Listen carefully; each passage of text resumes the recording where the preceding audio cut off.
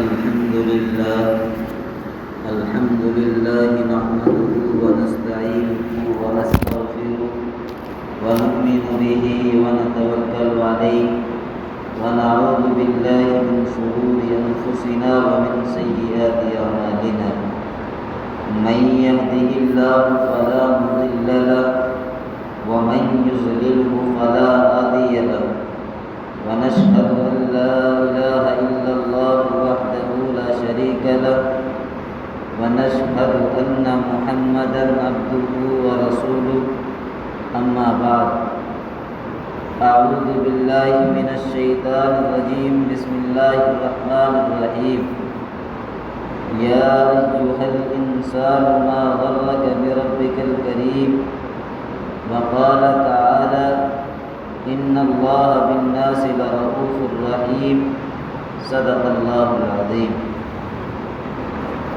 حضرات مکرم معزز مصلیان جامع مسجد، بزرگوں، نوجوانوں، اللہ رب العزت کی صفات بہت ساری، اور اگر انسان اللہ رب العزت کی حمد و ثنا، اس کی تعریف بیان کرنے لگے تو بیان نہیں کر سکتا۔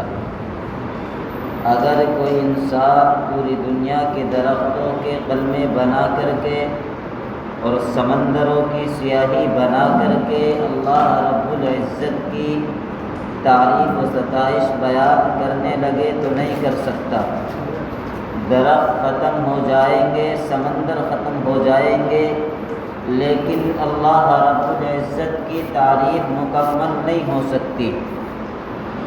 اللہ تبارک و تعالیٰ کی ایک صفت ہے قدردان، قدر کرنے والا۔ اللہ رب العزت اپنے بندے کی بہت قدر کرتے ہیں، لیکن انسان قدر نہیں کرتا۔ اللہ تبارک و تعالیٰ نے انسان کو جس مقصد کے لیے پیدا فرمایا، انسان اس مقصد کو بھول گیا، لیکن اللہ اپنے بندے کی قدردانی کرتے ہیں، قدم قدم پر اس کی رہنمائی کرتے ہیں، لیکن اس کے باوجود انسان بھول بیٹھا۔ اللہ رب العزت نے خود قرآن کریم کے اندر ارشاد فرمایا وَمَا قَدَرُ اللَّهَ حَقَّ قَدْرِهِ، کہ جیسا انسان کو قدر کرنا چاہیے تھی اللہ تبارک و تعالیٰ کی، ویسی انسان قدر نہیں کرتا۔ لیکن ان سب معاملات کے باوجود اللہ تبارک و تعالیٰ کی نافرمانیاں کرنے کے باوجود اللہ نے کبھی ہمیں اپنی نعمتوں سے محروم نہیں کیا۔ یہ اللہ تبارک و تعالیٰ کی ہمارے ساتھ قدردانی کی باتیں ہیں۔ اگر وہ ہم کو محروم کر دیتا تو کون روک سکتا تھا؟ لیکن اللہ رب العزت قدر کرنے والے ہیں۔ یہ اللہ تعالیٰ کی ایک صفات ہے کہ اللہ اپنے بندوں کی قدردانی کرتا ہے، لیکن اگر قدر نہیں کرتا تو انسان نہیں کرتا ہے۔ انسان نے فرائض کو بلایا، احکامات شرعیہ کو پس پشت ڈال کر کے اپنی زندگی کو گناہوں کی دلدل کی طرف لے کر کے جا رہا ہے۔ نہ حالات کو بدلنے کی کوشش کرتا ہے، نہ اپنی زندگی کو بدلنے کی کوشش کرتا ہے، نہ کبھی اپنی زندگی کو قرآن کے سانچے میں ڈالنے کی کوشش کرتا ہے، نہ کبھی فرمان رسول اکرم صلی اللہ علیہ وسلم کا طریقہ اپنی زندگی میں لانے کی کوشش کرتا ہے۔ ان تمام چیزوں کو پسے پشت ڈال کر کے رکھ دیا گیا۔ وہ تمام اللہ تعالیٰ کی صفات کو بھول گیا جو اس کے ساتھ اللہ نے وعدہ کیا ہوا ہے۔ اللہ بڑے پیار سے اپنے بندے کو مخاطب اور سمجھاتا ہے یا ایھا الانسان ما غرک بربک الکریم، جیسا کہ ایک باپ اپنے بیٹے کی طرف مخاطب ہوتا ہے اگر باپ نام لے کر کے پکارے تو یہ پیار اور محبت کے ساتھ اندازہ نہیں لگایا جا سکتا، لیکن اگر وہی باپ اپنے بیٹے کی طرف مخاطب ہو اور یوں کہے اے میرے بیٹے ادھر آنا، تو یہ پیار و محبت کا جملہ ہے۔ اسی طریقے سے غور کرو قرآن کی اس آیت پر، میرا رب نے پورے عالم کے انسانوں کو مخاطب کیا اور یوں کہا یا ایھا الانسان، اے انسان، ما غرک بربک الکریم، تجھے کس چیز نے دھوکے میں ڈال دیا، کس چیز کے دھوکے میں پھنس چکا ہے؟ اپنے رب کریم کی طرف سے تیرا رب تجھے بلا رہا ہے۔ جس رب نے تجھے پیدا کیا وہ تجھے صحیح راستے پر لانا چاہتا ہے، وہ تجھے غلط طریقے سے بچانا چاہتا ہے۔ یاد رکھ، اگر تو اللہ کی نافرمانیاں کر کے زندگی گزار کر کے جائے گا تو پھر بڑی سختی کا عالم ہوگا، اور اگر تو اللہ کے حکموں کو مان کر کے جائے گا تو یاد رکھ پھر اللہ قدردان ہے، قدر کرنے والا ہے۔ مثال دے کر کے سمجھاتا چلوں کہ اللہ رب العزت کس قدر قدردان ہے۔ ہاں، فرعون وقت ہے، اس کے وہاں پر ایک کنیز ہے، کنیز بولتے ہیں نوکرانی کو، جو اس کی بچوں کی بال کپڑے وغیرہ کو صحیح اس طریقے سے رکھتی۔ ایک دن فرعون وقت کی بیٹی کے بال نکال رہی تھی، اسی درمیان اس کے ہاتھ سے کنگھی نیچے گر جاتی ہے، وہ نوکرانی کنگھی اٹھاتی ہوئی اللہ تبارک و تعالیٰ کا نام لیتی ہے۔ جب اس بچی نے یہ نام سنا تو اس نے کہا کہ تو موسیٰ کو مانتی ہے، موسیٰ پر ایمان لا چکی ہے۔ اس نے کہا اب ایمان تو چھپائے نہیں چھپتا، چنانچہ زبان پر آ گیا کہ ہاں میں موسیٰ کو مانتی ہوں۔ چنانچہ اس نے کہا اچھا تو میرے والد کو اپنا رب نہیں مانتی، موسیٰ پر ایمان لے آئی ہے، اللہ کو رب مانتی ہے۔ چنانچہ وہ وہاں سے دوڑی ہوئی فرعون وقت کے پاس پہنچتی ہے، اپنے والد کے پاس پہنچتی ہے اور ماجرا سنا دیتی ہے۔ فرعون کو غصہ آتا ہے، غضب ہو جاتا ہے، فوراً درباریوں کو حکم دیتا ہے کہ جاؤ دربار لگا دو، اس نوکرانی کو، اس کنیز کو گرفتار کر کے دربار میں بلایا جاتا ہے اور اس سے معلوم کیا جاتا ہے کہ تم موسیٰ کو مانتی ہے، موسیٰ کے رب کو مانتی ہے۔ چنانچہ بادی نے کہا ہاں میں موسیٰ کو بھی مانتی ہوں اور موسیٰ کے رب کو اپنا رب مانتی ہوں، تجھے رب نہیں مانتی۔ چنانچہ فرعون وقت نے حکم دیا اور یہ کہا تو جانتی نہیں میں کیسی سزا دینے پر قادر ہوں، میں کیسی سزائیں دیتا ہوں، میں بہت خطرناک موت تجھے دوں گا۔ اس نے کہا اس کی کوئی فکر نہیں، کوئی ڈر نہیں، جو انجام تجھے کرنا ہے، جو سزا تجھے دینی ہے وہ دے سکتا ہے۔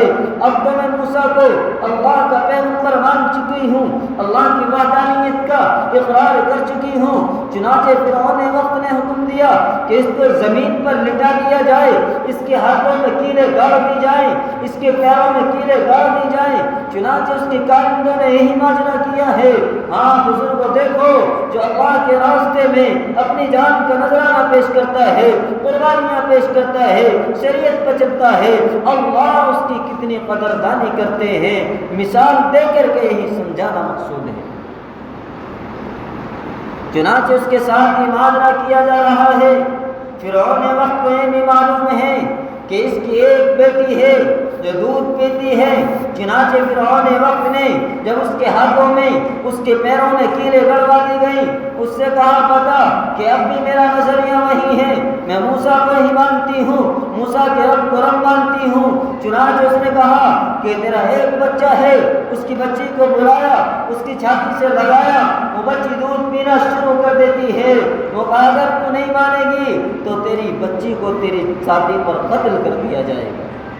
اندازہ لگاؤ کیا درد عالم ہوگا وہ منظر کہ ایک بچی اپنی ماں کی چھاتی سے دودھ پی رہی ہوگی، لیکن اسی وقت میں اس کو ایک دھمکی مل رہی ہے کہ اگر تو نے مجھے اپنا رب تسلیم نہ کیا تو آج تیری بچی کی تیری چھاتی پہ ہی گردن کو جدا کر دیا جائے۔ ایک ماں کو اپنی اولاد سے کتنی محبت ہوتی ہے ہم سب جانتے ہیں، پہچانتے ہیں۔ جب اس نے نہیں مانا تو اسی وقت فرعون وقت نے حکم دے دیا، چنانچہ اس کے کارندوں نے اس کی بچی کو اس کی چھاتی سے لیٹے ہوئے اس کی گردن کو جسم سے جدا کر دیا اور اس بچی کا خون اس ماں کی چھاتی پر گرا۔ اندازہ لگاؤ، ایک ماں کی چھاتی پہ چپکی ہوئی بچی کو شہید کر دیا جاتا ہے، ظلم و بربریت کی انتہا کر دی جاتی ہے، لیکن ان ظالموں نے اسی پر بس نہیں کیا بلکہ اس سے بڑھ کے پھر معلوم کیا۔ بتا اب کیا کہتی ہے؟ اس نے کہا نظریہ وہی ہے جو پہلے بتا چکی ہوں، وہ فیصلہ اٹل فیصلہ ہے، میں اپنے فیصلے سے ٹلنے والی نہیں ہوں۔ چنانچہ اس وقت کے ظالم حکمراں سزائے دینے کے لیے شیر بچھو سانپ کو پالا کرتے تھے۔ چنانچہ فرعون وقت نے بچھو کو منگایا اور اس کے اوپر چھوڑ دیا۔ اندازہ لگاؤ، اگر آج تھوڑی سی مار کی مکھی ہماری انگلی پر ڈنک مارے درد کتنا ہوتا ہے اندازہ نہیں لگا سکتے، انسان کانپ اٹھتا ہے، لیکن وہ تو پالے ہوئے زہریلے بچھو ہیں جو اس کے جسم پر چھوڑ دیے گئے، وہ ڈنک مار رہے ہیں، ڈس رہے ہیں، وہ پانی میں تڑپ رہی ہے۔ جس طرح مچھلی پانی سے باہر نکل کر بے آب و تاب تڑپتی ہے، اسی طرح وہ کنیز تڑپ رہی ہے، وہ بچھو ڈنک مار رہے ہیں۔ اسی حالت میں اس کی روح پرواز کر جاتی ہے۔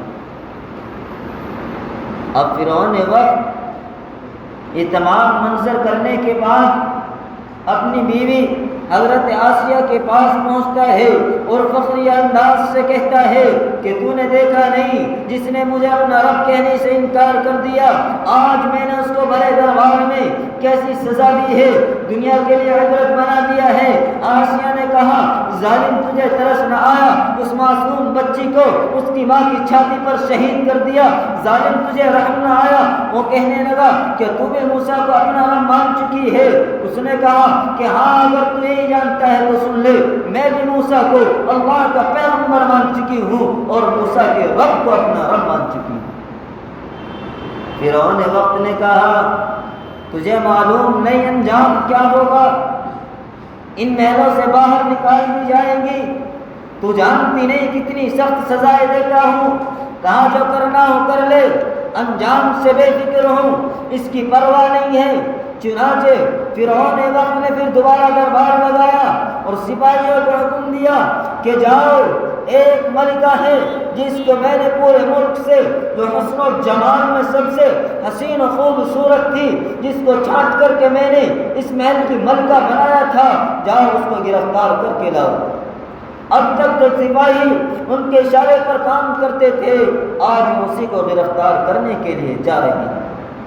چنانچہ حضرت آسیہ فرعون وقت کی بیوی کو گرفتار کر کے لایا جاتا ہے اور دربار میں لانے کے بعد کہا جاتا ہے بتا آسیہ کیا چاہتی ہے، مجھے اپنا رب مانتی ہے نہیں مانتی؟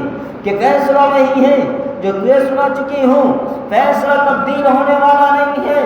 چنانچہ فرعون نے وقت نے کہا کہ اس کو بھی زمین پر لٹا دیا جائے، اس کے ہاتھوں میں میخیں گاڑی جائے، اس کے ہاتھوں میں تیرے گاڑی جائیں، اور ایک کام یہ کرنا کہ اس کا چہرہ محل کی طرف کر دینا تاکہ یہ سوچتی رہے کہ میں نے کیا کیا۔ چنانچہ اس کے ہاتھوں میں میخیں گاڑی جاتی ہیں، پیروں کے اندر میخیں گاڑی جاتی ہیں، منہ چہرے انور کو محل کی طرف کر دیا گیا ہے۔ کارندوں نے پھر معلوم کیا، فرعون وقت نے پوچھا آسیہ بتا تیرا خیال کیا ہے، اپنا نظریہ تبدیل کرتی ہے یا نہیں کرتی؟ حضرت آسیہ نے کہا اب نظریہ تبدیل ہونے والا نہیں ہے، ایمان کا سودا نہیں کیا جا سکتا، اب میں ایمان لا چکی ہوں۔ چنانچہ فرعون وقت نے حکم دیا کہ حضرت آسیہ کو برہنہ کر دیا جائے، ان کے جسم سے کپڑے اتار دیے جائیں۔ میرے نوجوانوں ذرا سوچو، اگر مرد کی محفل میں مرد کو برہنہ کیا جائے کتنی شرم محسوس کرتا ہے، وہ یہ سوچتا ہے کاش زمین پھٹے اور میں زمین میں زندہ نکل جاؤں، اتنی شرم محسوس کرتا ہے۔ عورت تو مرد سے زیادہ باحیا ہوتی ہے، وہ تو اور زیادہ شرم و حیا والی ہے۔ چنانچہ پھر حکم دیا گیا کہ حضرت آسیہ کے جسم سے ان کی کھال کو اتار دیا جائے۔ اس وقت میں نستر کے ذریعے سے باریک باریک خال جسم سے اتاری جا رہی تھی، سزائیں دی جا رہی ہے۔ حضرت آسیہ رضی اللہ تعالیٰ عنہ تڑپ رہی ہیں۔ ارے جانتے نہیں جس دن سے خال چھٹ جائے وہاں پر ہوا لگے تو بہت درد محسوس ہوتا ہے۔ حضرت آسیہ کے جسم سے خال کو اتار دیا گیا۔ دیکھو اللہ رب العزت کی قدردانی، ابھی آسیہ زندہ ہیں، جسم کے اوپر سے خال کو اتار دیا گیا کہ آسیہ تو محلات کے اندر نہیں جا سکتی، جو تیرے پاس آرام و راحت کی چیزیں تھیں ان کو تو نے چھوڑ دیا۔ چنانچہ حضرت آسیہ رضی اللہ تعالیٰ عنہ کے جسم سے جب خال کو مکمل اتار دیا گیا، فرعون وقت نے پھر معلوم کیا کہ بتا نظریہ بدلتی ہے یا نہیں بدلتی؟ کہا نظریہ بدلنے والا نہیں، ایمان کا سودا ہونے والا نہیں ہے۔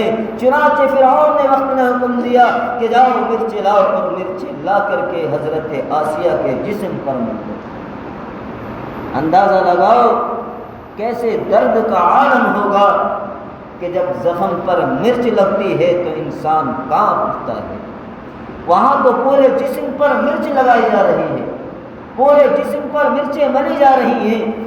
اس وقت حضرت آسیہ رضی اللہ تعالیٰ عنہ کی زبان پر ایک ہی دعا تھی، اے رب کریم میرا گھر جنت میں اپنے پاس بنا دے۔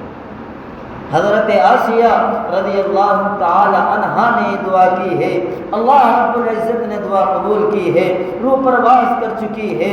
ہاں پھر ایک وقت وہ آیا کہ اللہ نے ان کی قربانی کی اتنی قدردانی کی ہے، اتنی قدردانی کی ہے، جب اللہ کے رسول صلی اللہ علیہ وسلم کو اللہ رب العزت نے معراج پہ بلایا تو راستے میں اللہ کے رسول صلی اللہ علیہ وسلم پہ خوشبو آتی ہے۔ اللہ کے رسول نے معلوم کیا اے جبرائیل یہ خوشبو کہاں سے آ رہی ہے؟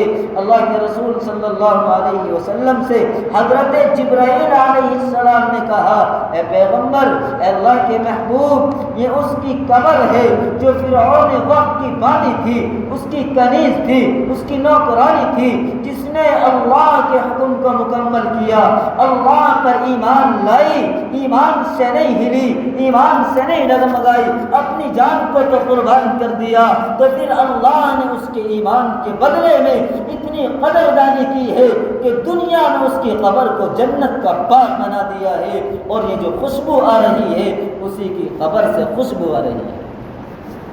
یہ ہے اللہ کی قدردانی۔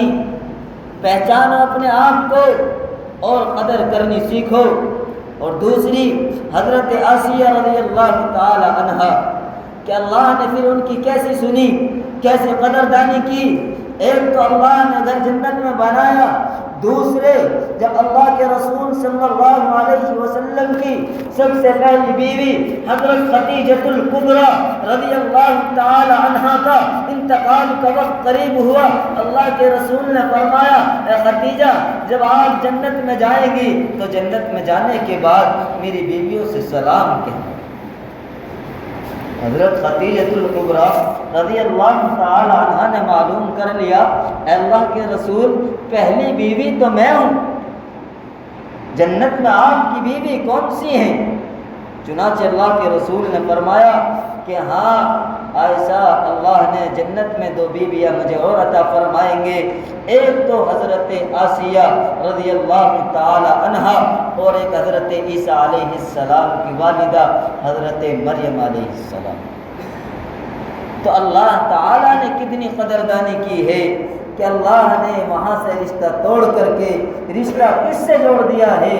اللہ کے رسول صلی اللہ علیہ وسلم سے۔ تو اس لیے ہمیں بھی ضرورت ہے اللہ کی قدردانی کرے، پہچانے۔